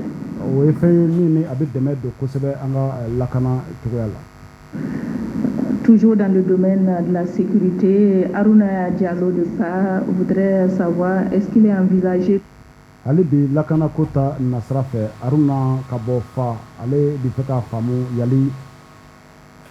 l'ouverture de commissariats de police dans les communes qui n'en disposent pas?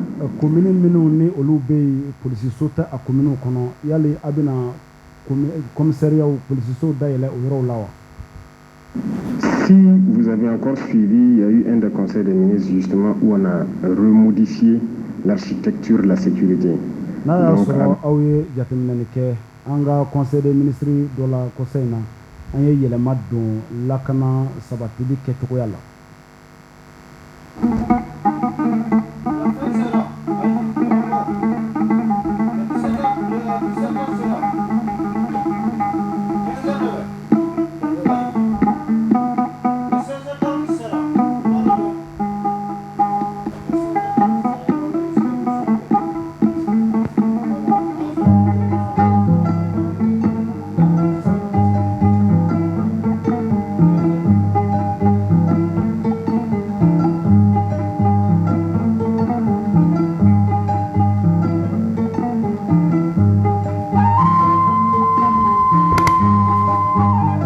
la gendarmerie qui va s'occuper de certaines communes rurales et la police qui va se recentrer sur certaines communes. Gendarme olu bina uka bara uka kolosiri ke kanyesi anga jamana commune do mo police fana ulu ka bara bina mono bo kanyesi anga jamana commune do ulu la kananima commune urbaine. Donc c'est redécoupage a été fait et nous avons donné un délai à ces deux forces pour se réorganiser et s'adapter.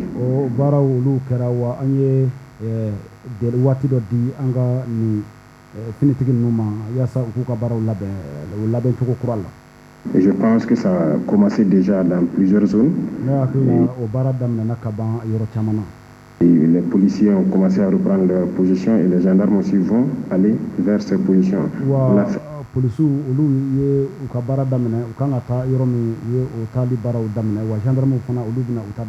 Fait le répertoire, il y avait beaucoup de communes où il n'y a pas de commissariat ni de gendarmerie. Et on se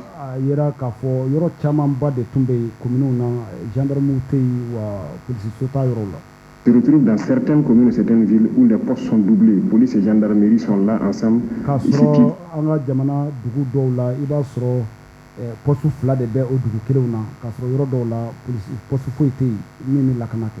Ils n'arrivent pas à faire le travail qu'il faut. Donc c'est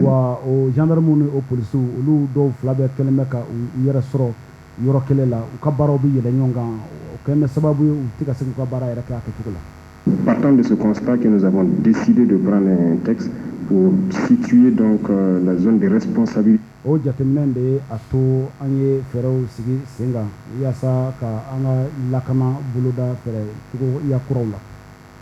géographique de tout un chacun pour que toutes les communes aient la présence d'une force de sécurité. Donc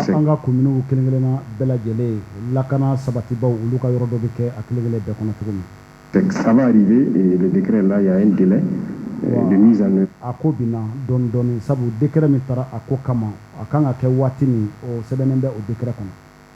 Que personne ne doit dépasser et nous suivons ça de très près. maa si tɛna o kɔsako wa an ka kɔlɔsili bɛ a ko kan kosɛbɛ. D'accord. Merci, Monsieur le Président. Nous restons toujours dans le volet défense et sécurité. Jamana ɲɛma an bɛ i fo an bɛ to hali bi sira min kan o ye lakanako ani saraso ka koɲɛ ye hali bi Hervé Kabore. Nous a rejoint pour une autre série de questions. Ale nana a bɛna ɲininkali wɛrɛw kɛ an na minnu ni olu bɔra an ka lamɛnnikɛlaw yɔrɔ.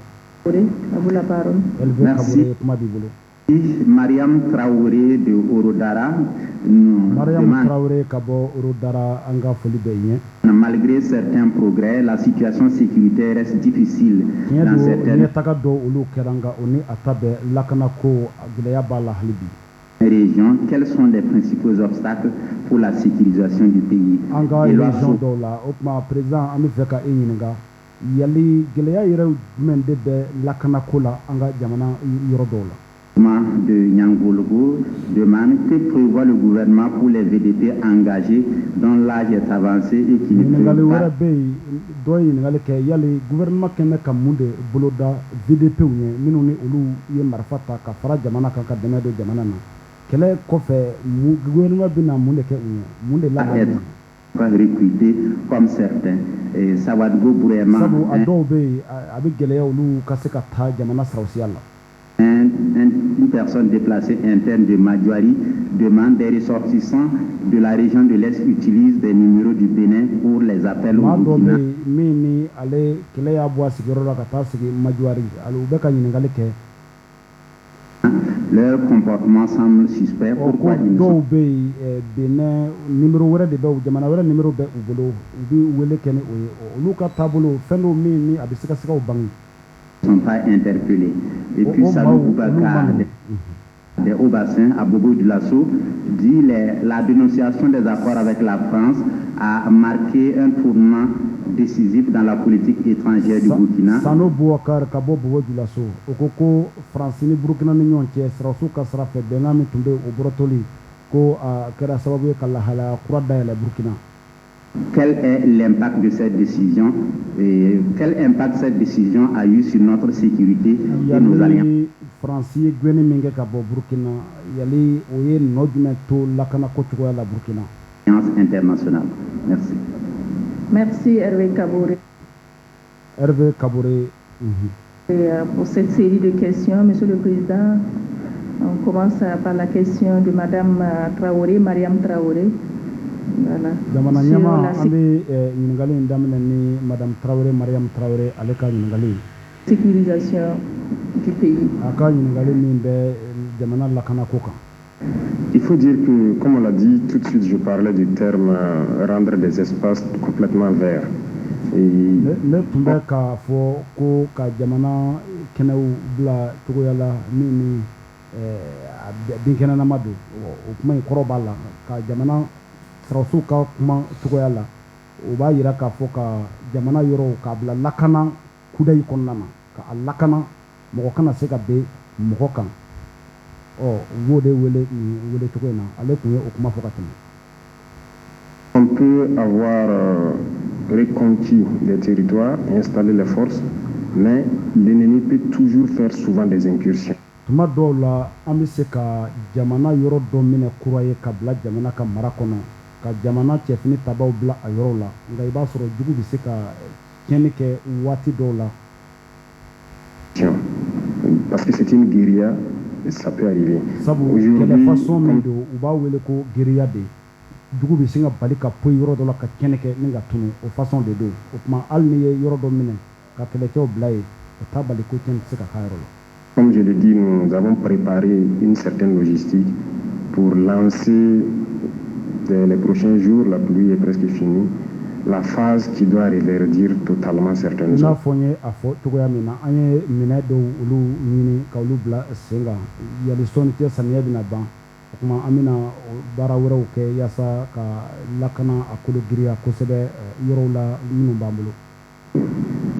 Et cette phase, nous ne pouvons pas la détailler ici.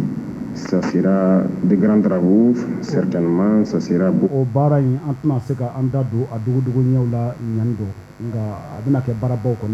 Beaucoup de choses qui seront faites. Donc, Il faut que pour l'instant, les zones que nous avons reconquises et qui connaissent des incursions, c'est juste une question de temps. Nous allons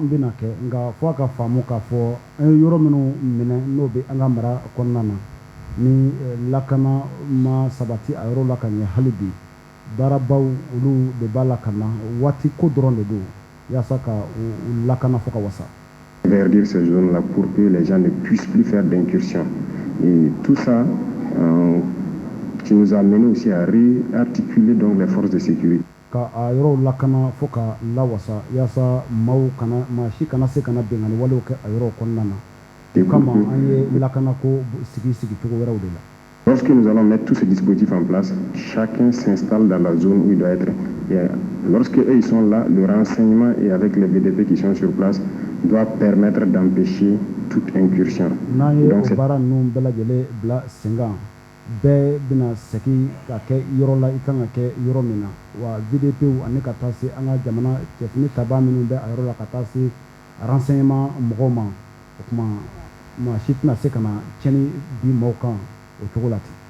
un processus et je pense que tout est fin prêt pour que certaines zones soient complètement vertes.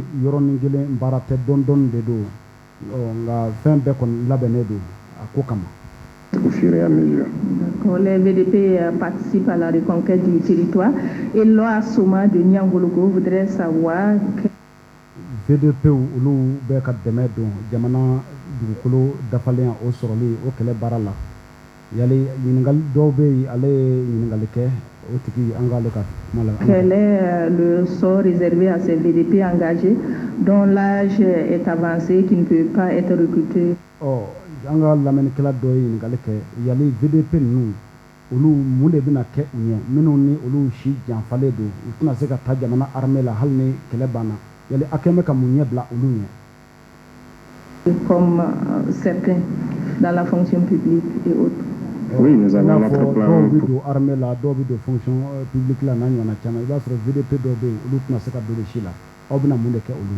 Pour leur reconversion, c'est comme les militaires aussi qui arrivent donc à la retraite. Et si vous remarquez, avec l'initiative présidentielle pour l'autosuffisance alimentaire, nous avons lancé un programme déjà dans l'armée. Il y a des reportages.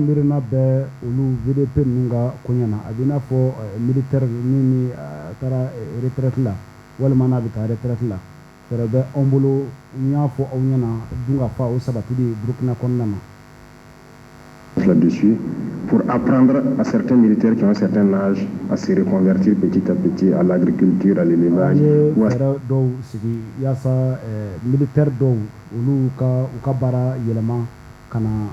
Sɛnɛ sira ani baganmara sira kan u ka baaraw yɛlɛma ka na o sira kan jango minnu ni u bɛ ka taa retraite la o militaire dɔw bɛ yen o fɛɛrɛw b'an bolo. Certains métiers de leur choix, voilà, parce qu'il y a aussi des gens qui font des spécialités, par exemple des gens qui ont fait le génie. Walima baara min ni o ka di u yɛrɛw ɲɛ u ka o baaraw kuntilennaw da sabu n'i y'a jateminɛ militaire dɔw bɛ yen olu ye baara wɛrɛw dege u ka militaire baaraw olu kɔnɔna na. Ils peuvent être dans d'autres entreprises pour exprimer toujours leur potentialité là-bas. Donc ça sera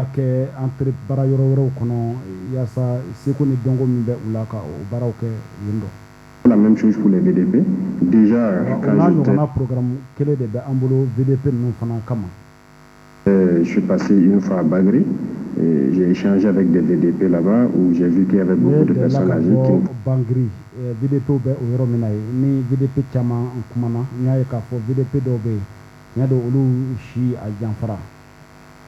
ne pouvaient pas être recrutés et qui avaient déjà demandé à avoir des terres au bord de certains points d'eau.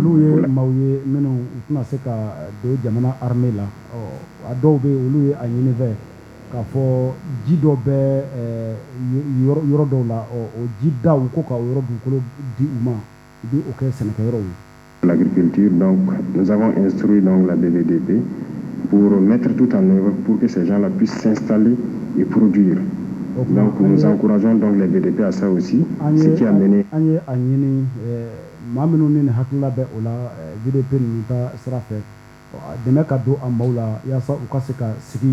o yɔrɔ ninnu u bɛ ka yɔrɔ minnu ɲini ni kɔdaw don u ka se ka sigi hali u ka nin VDP baara in kɔfɛ u ka se ka baara kɛ ka sɛnɛ yakuba ya Burkina kaw olu ɲɛ. Dans certains points, si vous remarquez, ils font la guerre et ils produisent en même temps. C'est yɔrɔ dɔw la ni aw ye jateminɛ kɛ VDP ninnu u bɛ kɛlɛ la wa u bɛ ka baara kɛ ka sɛnɛ kɛ waati kelen kɔnɔna na. Formation et nous voudrons, lorsqu'on veut les désengager, qu'on puisse les accompagner à s'installer dans leur domaine de prédilection. Ka di an ye n'u bɛ VDP baara bila waati min an ka se ka u dɛmɛ u ka sigi ka ɲɛ u ka baaraw kɔnɔna na baara min ka di u ɲɛ u ka sigi ka ɲɛ o baara kɛli kama. Continuer donc leur effort de contribution donc au développement du Burkina Faso. U bɛ tɛmɛ ni u ka dɛmɛ ye ka ɲɛsin Burkina Faso ma toujours nka baara wɛrɛw sira fɛ.